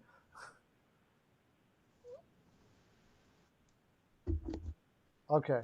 All right. So we'll get to the next one. Interesting stuff. We already mentioned how I'm very impressed with what Fitzgerald's doing there in New Jersey. I think they're in good hands with him, for sure. Very impressive moves. I like his attitude. Oh, talking about that, I will mention it's to do with trade deadline stuff with that, is when he traded Zajac and Palmieri to the Islanders, he said in his press interview afterwards, he said, are you happy with the pick you got? And he goes, I hope it's 33rd overall or 32? He hopes he gets the last pick of the first round. That's what he said. In other words, he's rooting for Palmieri and Zajac to win. That's That's classy. That's a good heart for your players, and he said it very genuinely. He means it. He really means it. He wants them to succeed. That's awesome. Anyways, Yeah, that was cool to see. I yeah. agree. Okay, Flames versus Maple Leafs. Now this is an interesting game. The Flames coming off of a very emotional time. I never even thought about that when I was making picks last night. It is a trade deadline is very emotional. It can be harder on some teams. Toronto getting all those teams, and you're not just down but up. Like you're up and down. Like it can be distracting, and it seemed like it was last night, losing to the Montreal Canadiens. But now they're going on a back-to-back, playing against the Leafs. I heard that Rittich. There's no way Rittich is in that game. That's got to be Hutchinson, right? There's no way. There's no way Rittich can be there. Except for the fact that they would have already been there. Well, Rittich is in Canada already, so I don't think they have the same effectiveness since he was already with the Flames. Yeah, so I think he could play if they want him to play. And that's what Payton said, if I remember correctly.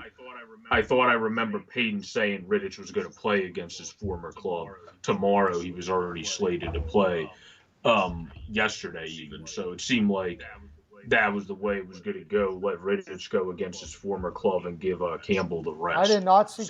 I haven't seen confirmation of that. Let's see if it's still says Hutchinson is projected, but they because on NHL with the projected, it has Hutchinson as a likely scratch. Okay. For the game preview. Maybe it will be Rittich. So that makes that game extremely interesting if Rittich is going to be in there for sure.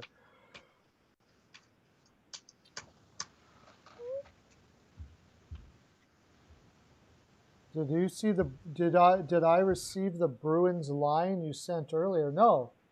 Send it again. Sorry about that. I don't know. Did you see the Bruins line, Joe?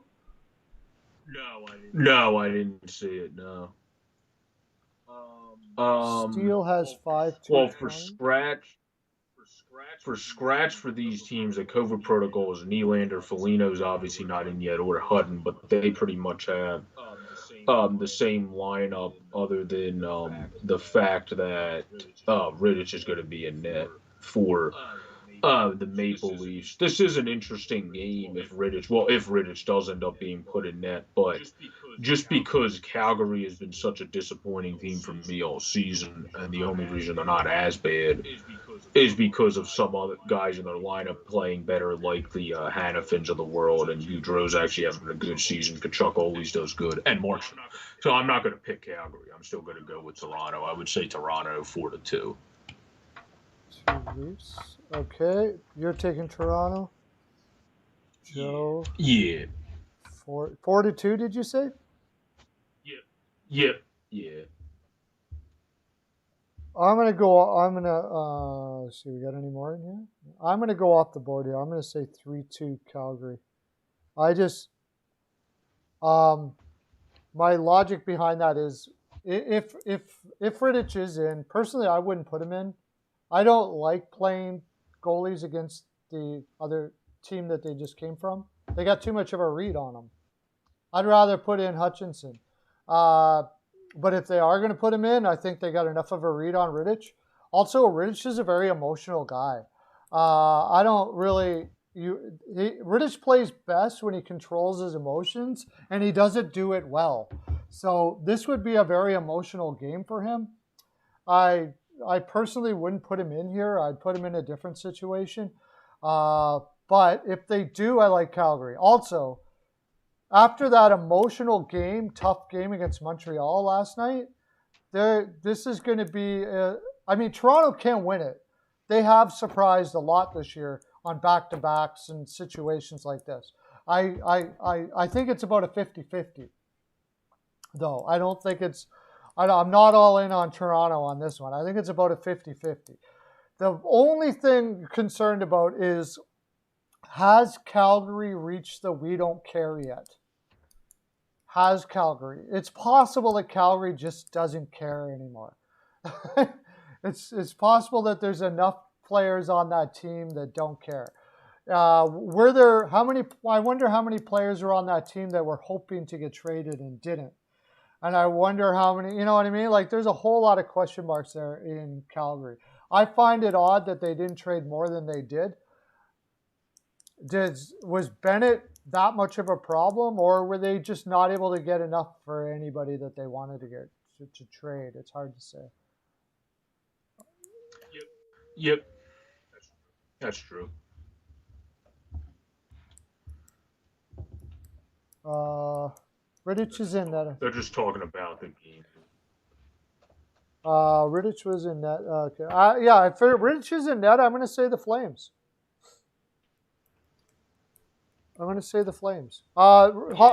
Yeah, it's also that can be used both ways though, because your shooters have the number on the goaltender from practicing against him, but you also know all your shooters' tendencies from practicing against them. Yeah. So there's that kind of is a two-way street. Like if you have shootout practice and all that, so Tkachuk coming in on you, you might know compared to Campbell what Matthew Tkachuk's go-to moves are on a breakaway. So that kind of does go. And the other thing about it is, yes, you're in a situation where you don't know. Toronto's in a situation where they haven't worked with Rittich yet, and that's a big part of being a goaltender, is working with the team in front of you. So I don't really like the idea that the other team knows more about the goaltender you have in net than you do. So I'm just not a big fan of that play. I wouldn't play Rittich tonight.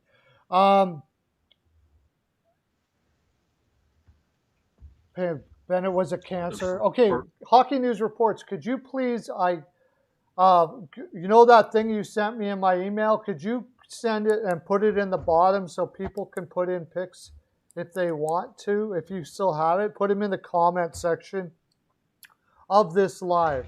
If any of you out there want to put your picks in, and you could put your picks in because you get preferential treatment because you do all this work for us. You can put your picks in anytime, Hockey News Reports.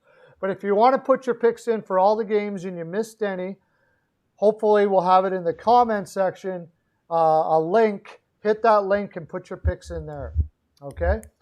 All right, let's get to the rest of the games here. We got a couple more minutes. He said the first line is what Bill heard is on 98.5 Sports Hub when Cassidy gave the lineup. The first line is going to be Marchand, Berge, and Pasta still. Okay. So Hall will be on the second line most likely. With Krejci and Smith. Yeah, probably. Yeah. Okay, that would make sense against Buffalo, because what's Buffalo going to do against that top line? Like, they got nothing to. They can't do anything against that top line. Where the heck am I? How come I always? Okay, there we go. Okay, Lightning versus Preds. Now this is an interesting game with how Nashville, like our good buddy John from Off the Wall, we did the trade deadline stuff on yesterday, said last week in his video, the Nashville, I forget the exact title, but the Nashville Predators are in playoff contention. Wait, what? Exactly. Yeah. It's tough to peg. They're a very competitive, scrappy in an odd way team because you still don't have the Duchesnes and obviously the Johanssons of the world when they're both in doing as well as you hope, but who's now out Duchesne with a lower body. But I think because of their injuries, you got Duchesne out, you got Philippe Forsberg out, Dante Fabro's listed as an upper body still, Tolvanen's out, Matthew Olivier, who's filled in well, is out for Nashville. I feel like they're a little bit beat up right now and matching up against Tampa at a bad time. So that's why I will go with the Lightning, and I'll go 4-2 Lightning in this one. I think the Preds will still put up a fight, but they just have too much injuries, in my opinion, to take on the Lightning at this current moment. Okay. Yeah, they have been fighting these. They've been doing very well through these injuries, but lately they got a couple that I don't know if they can. Tolvanen. Tolvanen feels like the He's been playing. yeah. Really well. Tolvanen feels like the straw that broke the back of the injury thing there. Like, yeah, he's been playing very well. A lot of times their best player this year, and I don't know. I just feel like that one is the one that does him in. Now, of course, with Tampa this year, they've been playing down to their. They just have been playing. I don't know, like really, like they frustrated the crap out of me because I've picked them a lot this year and they've lost. You know, having Kucherov up, none of that really. Their lineup should be crushing. Period. Period. I don't care if Kucherov is out. Now, according to this projected thing, Savard is supposed to be in for Tampa. Well, that's huge too. So according to the NHL projected. You got Olivier, who was playing well for them. Tolvanen, Fabro's out as well. Carrier, Forsberg, Benning. I mean, gosh, that's a lot of people. They just got too much people out, I think. That's why I feel like it's going to go to the Lightning in this one, even though they played down. But I wouldn't even say the Predators right now are even playing down to competition if you look off against them, because they've been one of the better teams in the NHL in the second half of this shortened season. It's kind of hard to say second half when it's a short season. It feels weird, but the tail half of this shortened season, they've been one of the more competitive, better teams to watch. I don't know. Like from what I saw from them, they when the games that I've watched, they've been barely winning games that they should crush, and they've been losing games that they shouldn't have, and they just looked out of sorts. They just haven't looked right to me. 3-2 Bolts. I like that one. That's what I was going to do. I think the just barely win is what I'm thinking here. Mercer, 4-1 Bolts. What I got? Perlo. I'll go 4-3 Bolts. And we got one more game. If anybody's new here, you just tell us what the score is and whatever. Tell me in the bottom. Comment in there, whatever you want to comment to. We'll talk about if you have anything you'd like to talk about for trade deadline or anything like that, or your team. We'll talk about that. But we got a couple minutes left here to do our last game. And Panthers and Dallas. The Panthers in Dallas. Yeah. Yeah, that's in Dallas. And Hudobin's been back to his old self again. He's been playing really well. That's and then Drigger, I still think is the better goaltender right now in Florida. And that's who it's going to be. It's going to be Drigger and Anton Hudobin. We just mentioned the Panthers are on a 3-game losing streak, right? And the Stars are on, I want to say, a 2-game or 3-game winning streak. Yeah, the Stars are looking good, and the Panthers are not moving as much. In the last couple games, they could easily bounce back, and I think they will. But right now, the Stars definitely look like the team that's pushing a bit. This is definitely a game I could see being a game that goes into OT, just with the Panthers trying to bounce back and the Stars really looking good of late. So I'll go. I don't think this will be high scoring either with both of the goalies. So I'll go 3-2 Stars in overtime. But I feel like this will be a good defensive and/or a good goaltending game, even if the defenses don't play as well. Avatar 2-1 Stars.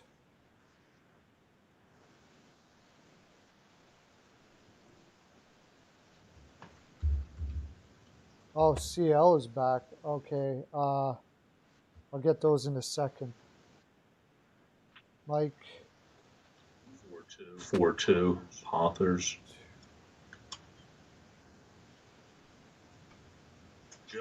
Joey has Dallas 4-3. The Joey's thinking alike again, except for I had 3-2 in OT, but that's still Dallas winning. So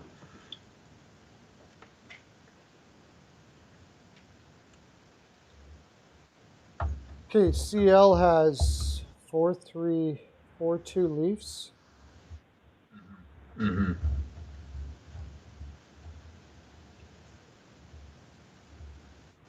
2-1 Tampa. And then he has the Stars also at 5-3. And CL's got Stars 5-3. Stars. I like the Stars energy right now. Mercer 3-1 Panthers. And I like Hudobin's stopping pucks like there's nobody's business. I mean, he's back to where he was in the playoffs right now. Anyways, in this small window, and if he is, it's going to be really hard to beat Dallas. We already saw that in the playoffs, obviously. He's been unconscious. Yeah, you got him as a veteran. If he's starting to get it going now, you already had Adi step up for you this year, and you would hope the veteran's able to get going into the playoffs, so you have a veteran there. So everything seems to be going if they're able to make that push with the games at hand in the right direction at the right time for the Stars. But either way, they're showing good signs, pushing towards next year or towards maybe making a run. Either way, when it comes to their goaltending situation. Yeah. They're turning it on at the right time, almost like they did last year. Now they get some of those guys back, with Seguin and Radulov. Radulov was weird because he was like saying, "Oh, I'll be back soon," and then he would be off. And then, "Oh, I'll be back soon," and then he's gone for a long time. So maybe they might be kind of saving him a little bit, like just making sure to make sure that they have a full healthy roster come playoff time. And then like if they start losing, all of a sudden he'll come back in again. But I like the way they're playing right now. And injury-wise, they shouldn't be doing as well as they are, except for that defense is looking stronger and stronger every game, it seems. So I'm taking the Stars to win this 4-1 right now. I think Florida's kind of hit a dead spot, and they're just trying to figure things out a little bit. Going through some not controversy, but what's the word? I always forget that name of that word. Forget that word. When is Seguin come about? Adversity. Yeah, why do I always forget adversity? Why? Because I don't know. But anyways, they're going through some adversity right now, which I think is going to be good for them. It's going to be good for them to overcome these little habits or things that are going on in their game.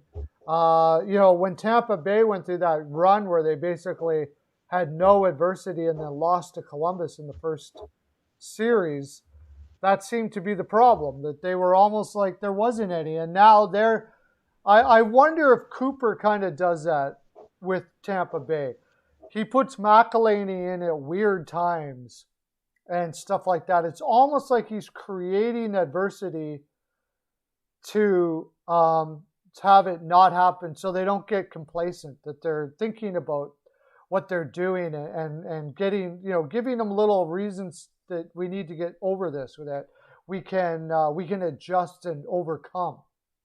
And Florida's in that state right now where Dallas is already on that overcoming part right now, where they've just gone through that adversity and it seems like they're on a great roll. I wonder maybe that Dallas goes on a run now and then they'll fade in the playoffs because it's not hitting at the right time. Where Florida has a little bit of time to go through a dip and then be back to rolling again and hit it at the right time, right when the playoffs start. So yeah, it will be interesting to see, but I think that's why tonight I'm going towards Dallas for this one. I just think they're moving in the right direction right now, and Hudobin's looked good, and he's going to continue to look good tonight, and they're continue to perform and win in overtime, like I said, because I feel like this has a game that'll have a good chance to push to overtime. Yep. Okay. Well, we are at the end of this programming for today. This was great times, man. I'm glad we had it. And I hope you guys saw that yesterday, all the trade deadline stuff. We're going to be trying to do more of that stuff. I know Peyton and I are going to be trying to do some lives together where we just do some free flow talk chats and stuff like that. John is. Once I get my channel working because Streamlabs doesn't work as well on my Mac, so I'm going to try GarageBand. So if that starts working, I would like to do some flow conversations on mine as well with you, Peyton, John, and others as well. So yeah, it'll be fun to get the whole Steel Flyers crew having some talkative stuff on all sports or on just hockey or on whatever you guys want to discuss. Thanks, CL. You guys rock too. You're amazing.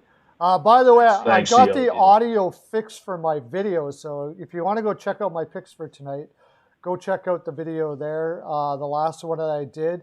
I just did one this afternoon. I redid it. For some reason, I found out the reason. It was background noise. A lot of people could barely hear me and all that stuff like that. I figured out what the problem was. It's all done. It should look really good now.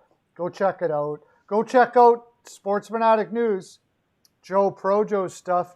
He's got baseball going on, football. He doesn't just do hockey. He does everything, and he does a great job of it. There's a reason why we call him Professor Joe. He's a brilliant sports mind. Got to check him out. John will be doing some. I got to get his schedule. He'll be doing some live stuff too. I'll see you there. Have a great day, everybody. And make sure steelflyers.com, www.steelflyers.com. That is going huge. And Flyers Nitty Gritty Gang, Slapshot Sweethearts, they are amazing. Oh, they just did an awesome show. I was watching them. They're OMB Puck, if you're a Flyers fan, they're good as well. Yeah, great stuff. All part of the Steel Flyers Network. Steel Flyers Network. It's the best. There, I said it. Have a great day, everybody. Lots of love to you. Okay, bye. Enjoy the hockey.